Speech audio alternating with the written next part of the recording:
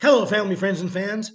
I'm Fletcher Roden, and this is AKA Fender RoadZ, track by track.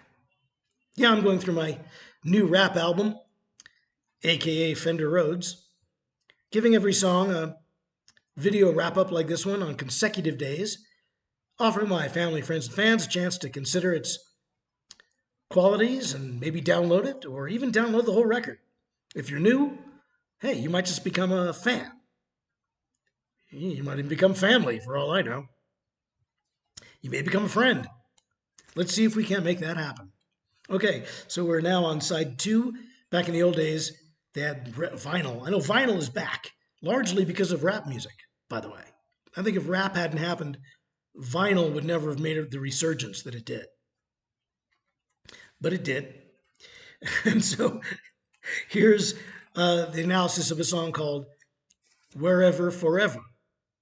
Now, this song is one of the romantic rap songs. So whereas some of these lyrics veer toward the, current events or just a basic general malaise, which basic general malaise is my favorite spread for a sandwich. But aside from that, this one sticks to my original concept of seductive rap songs. Rap songs for lovers, And it's, wherever you go, I'll be there, wherever, forever. It's a song about loyalty, song about dedication, song about support and love. Those things are all called love, as far as I believe. This song is, musically like the other ones. It's two parts, not three. It's got a slick mid-tempo groove, the same instrumentation just about on every song. So there's not a lot to talk about musically. Nothing that I haven't mentioned about the other songs. So let's shoot right to the lyrics. This song has a more sophisticated rap cadence than a lot of these songs. I'm new to rap, but I'm not brand new to it. This is my first rap album, but I have done rap songs or, a rap verse or rap chorus. My Christmas album called Under the Christmas Moon, which just came out in November of 2025. It's got two rap songs on it.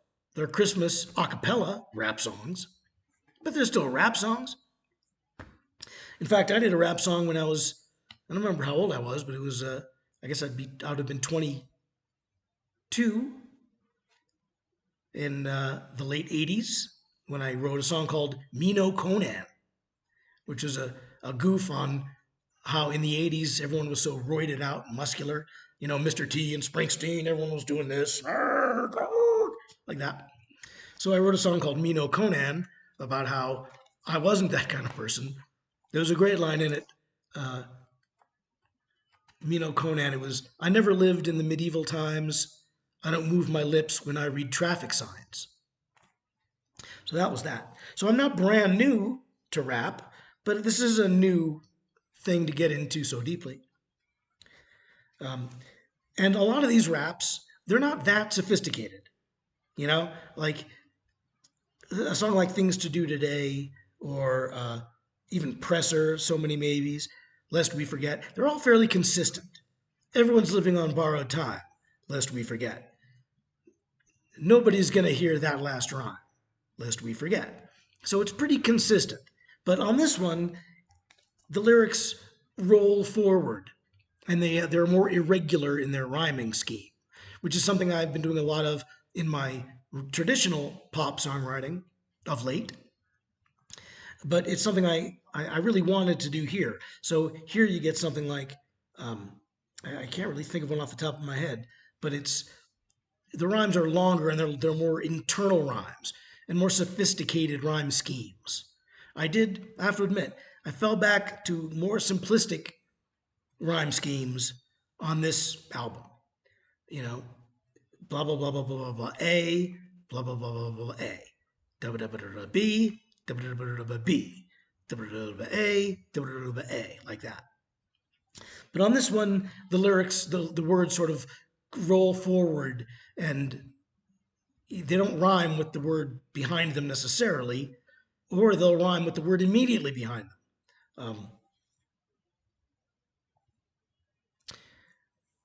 It's a better approach. It's a more sophisticated rhyme scheme. Uh, and this record, rap is really good for that. Rap, some of those rappers, they spin rhymes that are brilliant, and one thing I'll tell you is I'm not a freestyle rapper. I'm not a gangster rapper, which you're probably saying, "Oh, really?" I'm shocked, but I'm certainly not a freestyler. Those those freestyle rappers, man, they can make it up as they go, and that blows my mind. I can't do that. I do it the traditional way. I write words, and then I look at them, and I learn them, and then I sing them or whatever. But I don't improvise. And this song, "Wherever Forever," has a bit more of an improvisatory feel because the rhymes aren't so solidly structured. They're more liquid, fluid. I'd say they're fluid. So check that out. It's a good one. It's a good seductive rap song. I like the chorus. You know, um, it falls right into the structure of the whole album. Really, all these songs have a real consistency in their arrangements. Same instruments, same approach, basically, like a Beach Boys album or something. I mean, I imagine I've never heard a rap album all the way through. I've heard lots of albums all the way through. I've heard some rap songs, but I'm not a rap aficionado. But my feeling is that if you bought a NWA album, that there'd be a consistency in those songs, in the approach, in the instrumentation, in the production. So this album has that in a way that I find pleasing. I think people like to settle into a groove. If they like one thing, they'll get that record. They get 10 versions of that thing. And they like that. And if they want to hear something else, they'll put on something else. You don't need to have one record that's got 10 different things on it. People don't want that. They want the thing that the album does for them. I think of Billy Joel, which you wouldn't normally associate with rap music, despite that terrible thing he did in the 80s. But his albums have a consistency to them. The Stranger was a piano kind of a singer-songwriter album. Good record though. The next one, 52nd Street, was an R&B record. The next one after that was an 80s new wave sounding record. Now the songwriting is pretty consistent all throughout Billy Joel's career. That guy's never diverged from that one classic song structure, really.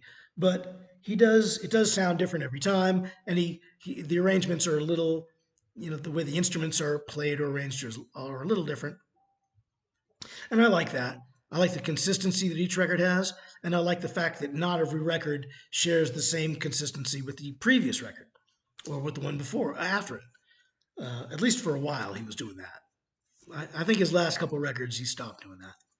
Anyway, so "Wherever Forever" is one of the seductive rap songs on my rap album, aka Fender RoadZ. So check it out. There's a link below where you can hear the song. If you want to hear the whole record, you can go back to the overview webisode. There's a link to the full YouTube playlist. These are all free. They're right here on YouTube. You don't have to go to any other website. And then come back, tell me what you think. Make some comments. Is this rhyme structure too fluid? Is it not fluid enough? Maybe it's just right, and I should have done it more on the other ones. The other songs didn't really allow me to, in a lot of ways, because they all, like for example, "Lest We Forget," the last part of every line in the verse, by necessity, is "Lest we forget." So that's the line that wasn't "Lest we forget." Let's say "Everybody's living on borrowed time." I had to get to "Lest we forget." I couldn't keep going and tumbling into new rhymes and letting it freestyle like that because I had to stop in order for the background vocals to sing their part. And that structure, I think, works well. Um, the garbage man. Everything has to start with the garbage man. So I can only rhyme for so long before I have to shut up and let the background vocals come in for their part. This one, Wherever Forever, doesn't really have the background vocals in the verses, which gives me more time to weave in and out of rhymes and extend things and do internal rhymes and things like that. So check it out. Do you agree? Do you find it effective? Do you prefer the more structured rhymes? Hey, let me know. You can comment here, comment there. I suggest you subscribe to this YouTube channel. That'll make finding the rest of this series and all the other mini-series and all the other series that I've got easier to find. I've also got live performances. There'll be live performance videos of this album, tracks from this album, coming up. There's Eleanor Rigby, which is sort of a bonus track from this record. There's a video of that on my YouTube channel. So subscribe to the channel, like this video if you care to, and then tune in again tomorrow for another analysis from another song from my album. Excuse me, big lunch. Anyway, tune in again tomorrow. And until then, bye, Mary.